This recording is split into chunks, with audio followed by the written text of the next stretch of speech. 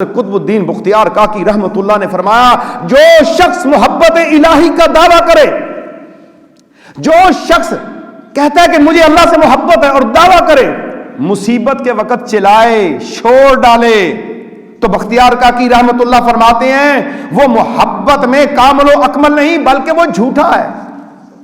لوگوں کے سامنے روتا ہے، اپنے اویلیاں ڈال دیتا ہے، اور وہ اللہ کی طرف سے اس کا دھیان ہٹ جاتا ہے۔ چار چیزیں،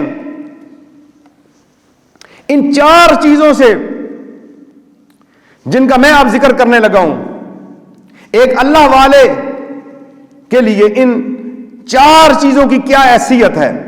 نمبر ایک جان، نمبر دو مال، نمبر تین اولاد، نمبر چار عزت۔ یہ چار چیزیں ہیں، اور یہ چار چیزیں انسان کو آزمائش میں ڈالتی ہیں، یہ یاد رکھیے گا۔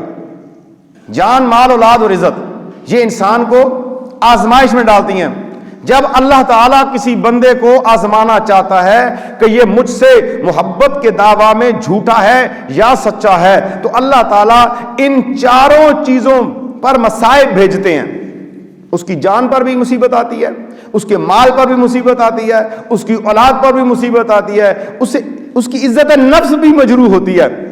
اور اگر مصائب میں اللہ تعالیٰ کی طرف رجوع کرتا ہے تو اللہ تعالیٰ اس کے گناہوں کو معاف فرما دیتا ہے، اس کے درجات بھی بلند فرما دیتا ہے، اور اس کو محبوب بندوں کی صف میں شامل فرما دیتا ہے، اور اعلان کر دیتا ہے، اے زمین و آسمان کی ہر چیز تم گواہ ہو جاؤ، اس بندے نے ان چار چیزوں پہ صبر اختیار کیا ہے، میں نے اسے اپنا محبوب بنا لیا ہے۔